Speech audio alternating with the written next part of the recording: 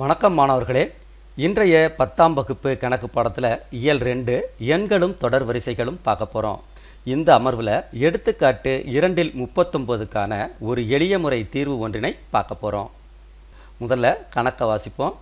எடுத்துக்காட்டு 2இல் 39 S1, S2 மற்றும் S3 என்பன முறையே ஒரு கூட்டுத்தொடர் வரிசையின் முதல் எண், 2 எண் மற்றும் 3 எண் உறுப்புகளின் கூடுதல் ஆகும். S3 = 3 × S2 - S1 என நிறுவுக. இதுதான் கணக்கு. இந்த கணக்கானது நிறைய மாவட்டங்களினுடைய திருப்புதல் தேர்வுகள்லையும் அரையாண்டு தேர்வுகள்லையும் கேட்டிருக்கிறதுனால இது முக்கியம் வாய்ந்ததாக கருதப்படுது. அதே சமயம் நிறைய மாணவர்கள் இந்த கணக்கினுடைய சில படிகள் ரொம்ப கஷ்டமாக இருக்குது சார், மறந்து போகுது அப்படின்னு சொல்கிறாங்க. அதுக்காக நம்ம இந்த தீர்வை எளிமையாக கொடுக்குறோம். சரி, முதல்ல இதுக்கான தீர்வு பார்ப்போம். இந்த கணக்கை பொறுத்த வரைக்கும் எளிய முறை அப்படின்னு சொல்லி நிறைய பேர் சில மெத்தட் ஃபாலோ பண்ணுறாங்க. அதுக்கு ஒரு சூத்திரமும் பயன்படுத்துகிறாங்க. அந்த சூத்திரம் என்ன? இந்த சூத்திரம் பயன்படுத்தலாமா பாருங்கள். Sn = n/2 × a + l. இதுதான் அந்த சூத்திரம். இந்த சூத்திரம் எப்போ பயன்படுத்துவோம்? எல் கொடுக்கப்பட்டிருக்கும் பொழுது, இந்த கடைசி உறுப்பு எல் கொடுக்கப்பட்டிருக்கும் பொழுது. சரி, இப்போ இந்த சூத்திரம் பயன்படுத்தலாமா கூடாதா? இந்த சூத்திரம் பயன்படுத்தக்கூடாது. ஏன் சார்? அதுக்கான காரணம் என்ன? முதல் எண் உறுப்புகளின் கூடுதலுக்குரிய எல், முதல் 2 எண் உறுப்புகளின் கூடுதலுக்குரிய எல், முதல் 3 எண் உறுப்புகளின் கூடுதலுக்குரிய எல், இவையெல்லாம் வேறையாக இருக்கும். ஸோ அப்போ அதுக்கான காரணத்தை நம்ம அழகாக எழுத போகிறோம். எண் உறுப்புகள் வரைக்கான கடைசி உறுப்பு எல், 2 எண் உறுப்புகள் வரைக்கான கடைசி உறுப்பு எல், 3 எண் உறுப்புகள் வரைக்கான கடைசி உறுப்பு எல், இவை அனைத்தும் வெவ்வேறானவை. ஸோ இதுதான் காரணம், நல்லா புரிஞ்சுக்கிறோம், ரைட்டா? அப்போ நாம் இந்த சூத்திரத்தை பயன்படுத்தக்கூடாது. அப்போ எந்த சூத்திரத்தை சார் பயன்படுத்தணும்? இதோ அதற்கான சூத்திரம். Sn = n/2 × 2a + n - 1 × d. இதுதான் சரியான சூத்திரம். இப்போ ஒவ்வொரு படியாக நம்ம பார்க்க போகிறோம். S1ங்கிறது என்னது? முதல் எண் உறுப்புகளின் கூடுதல். அப்போ இந்த சூத்திரத்தில் n இருக்கிற இடத்துல 1 போடுறோம்.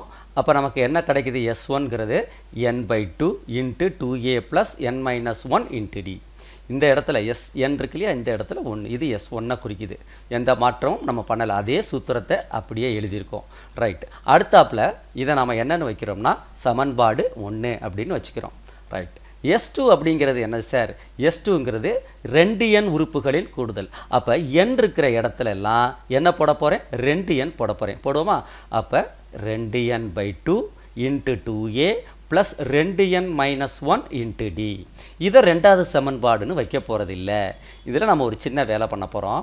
இந்த n/2 வச்சுக்கிட்டு இந்த இருக்கு இல்லையா, இந்த 2 உள்ளே பெருக்க போகிறோம். எப்படி பெருக்கிறோன்னு பாருங்கள். இந்த n/2 எழுதிக்கிறேன். 2ஆல் 2a பெருக்கிறேன். அப்போ நமக்கு என்ன கிடைக்கும்னு பாருங்கள்? 4a. அதை முதல்ல போட்டுக்கிறேன். அப்புறம் இந்த ப்ளஸ்ஸு, அப்புறம் 2ஆல் இந்த 2n பெருக்கிறேன். எத்தனை n கிடைக்குது? 4n. இந்த மைனஸை போட்டுக்கிறேன். 2ஆல் 1 பெருக்கிறேன். 2. ப்ராக்கெட்டை க்ளோஸ் பண்ணிடுறேன். டியை போட்டுறேன். புரியுதா இந்த ஸ்டெப்பு? திரும்ப ஒருக்க சொல்கிறேன். 2ஆல் 2 பெருக்கையில் 4, அப்புறம் 4a, 2ஆல் 2n பெருக்கையில் 4n, minus 2ஆல் 1 பெருக்கையில் -2 × d. இதை நான் என்னென்னு வச்சுக்கிறேன்? ரெண்டாவது சமன்பாடுன்னு வச்சுக்கிறேன். S3 அடுத்தாப்பில் மூணாவதுங்கிறது என்னது? எதை குறிக்குது? S3ங்கிறது 3 எண் உறுப்புகளின் கூடுதல். அப்போ இந்த இடத்துல ஃபார்முலாவில் n இருக்கிற இடத்துல 3n போடணும், ரைட்டா? போடுவோமா? பாருங்கள். 3n/2 × 2a + n - 1க்கு பதிலாக 3n - 1 × d. இது எத்தனாவது சமன்பாடு? 3வது சமன்பாடு. இப்போ இனிமேல் நம்ம தொடர போகிறோம். அதுக்கு முன்னாடி எது நிரூபிக்கணுமோ அதையும் இந்த S1, S2, S3 இந்த 3 சமன்பாடு வச்சுக்கிட்டோம் இல்லையா, இதை மட்டும் வச்சுக்கிட்டு தொடருவோம். இப்போ நமக்கு தேவையானதை மட்டும் வச்சுக்கிட்டு இருக்கோம். இப்போ படிகளை தொடர போகிறோம். இப்போ என்ன செய்ய போகிறோம்னு பாருங்கள். 2 - 1 சமன்பாடு 2லேருந்து சமன்பாடு 1 கழிக்கிறோம். ஏன் சார் அப்படின்னு கேட்டிங்கன்னா, சமன்பாடு 2ங்கிறதுல S2 இருக்குது, சமன்பாடு 1ல் S1 இருக்குது. நமக்கு இங்கே நிரூபிக்க வேண்டியதில் பாருங்கள், வலது பக்கம் S2 - S1 இருக்குது. அதனால் இப்போ நம்ம அந்த மாதிரி செய்கிறோம்.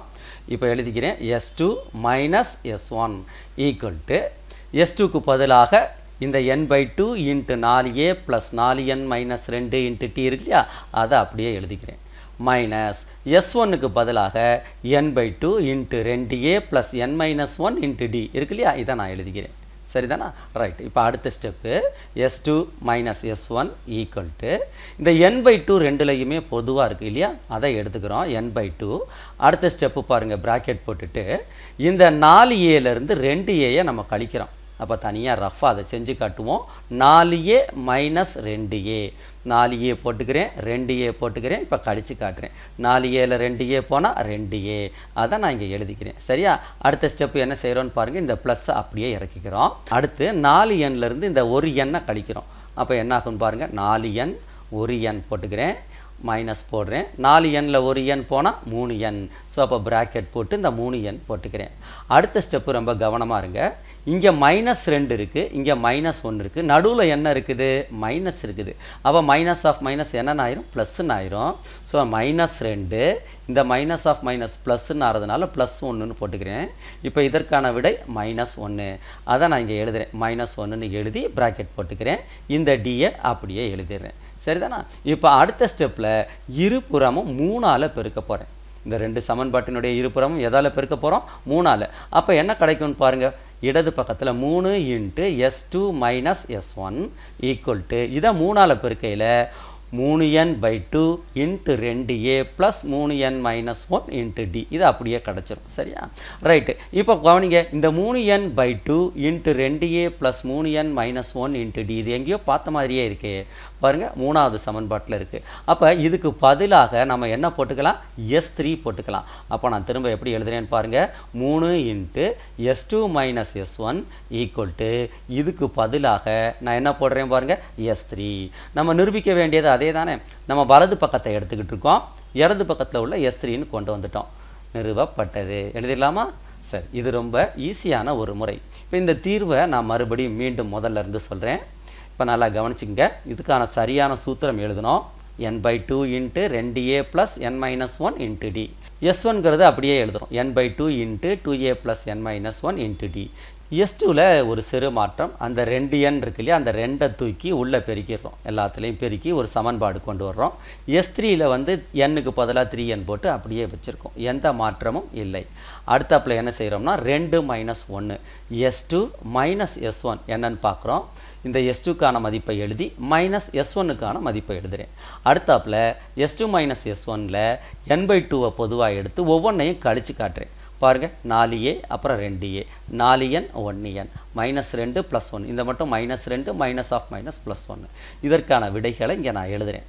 அடுத்த ஸ்டெப்பு இருபுறமும் 3ஆல் பெருக்கிறோம்.